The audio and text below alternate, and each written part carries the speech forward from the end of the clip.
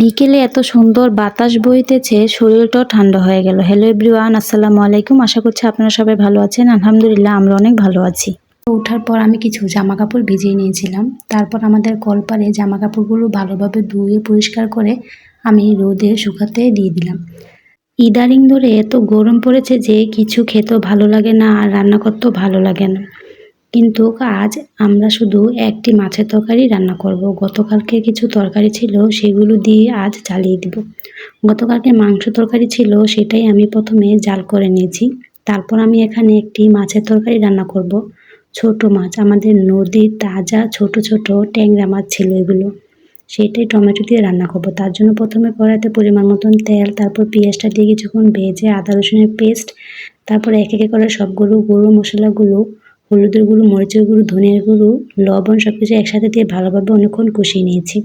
তারপর ছোট ছোট ট্যাংরা মাছগুলো দিয়ে ভালোভাবে অনেকক্ষণ কষিয়ে নিতে হবে।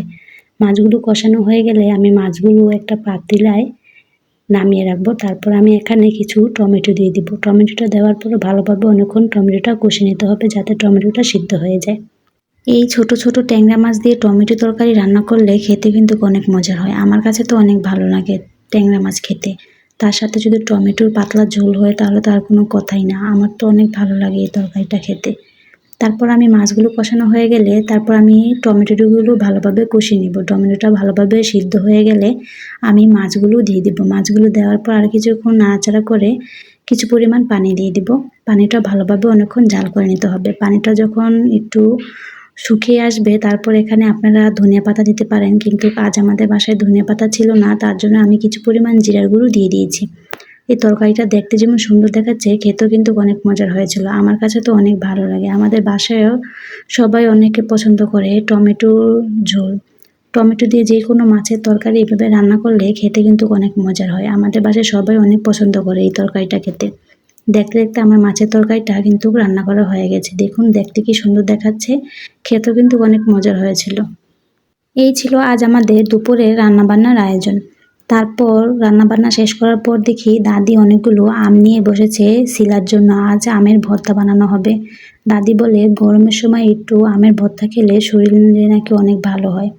তারপর দেখি দাদিও অনেকগুলো আম ছিলে নিয়েছে। তারপর এখানে কিছু পরিমাণ লবণ, তারপর চিনি এবং শুকনো মরিচ দিয়ে আম মাখাটা করে নিল। খেতে কিন্তু অনেক মজার হয়েছিল। একটু টক টক মিষ্টি মিষ্টি ঝাল ঝাল ছিল, খেতে অনেক ভালো লেগেছে। আমরা তো সবাই দুপুরের সময় আমের ভর্তাটা খেয়ে নিলাম। তারপর গোসল করে দুপুরের নামাজ শেষ করে দুপুরের খাবারটাও খেয়ে নিতে বসে গিয়েছি। গতকালকে কিছু তরকারি ছিল, তা দিয়ে আমি খাবারটা খেয়ে নিলাম। খাওয়া দাওয়া শেষ করে বিকেলে একটু বাইরে হয়েছিলাম হাঁটাহাঁটি করার জন্য। কিছুদিন আগে আমাদের বালুর মাঠ থেকে কিছু শাক উঠিয়েছিলাম। ওখানে আবার শাকগুলো কি সুন্দর, মাশাআল্লাহ দিলে আবার বড় হয়েছে। দেখতেও কি সুন্দর দেখাচ্ছে শাকগুলো। ভাবলাম আর কিছুদিন পর এখান থেকে আবার শাক উঠিয়ে নিয়ে রান্না করব।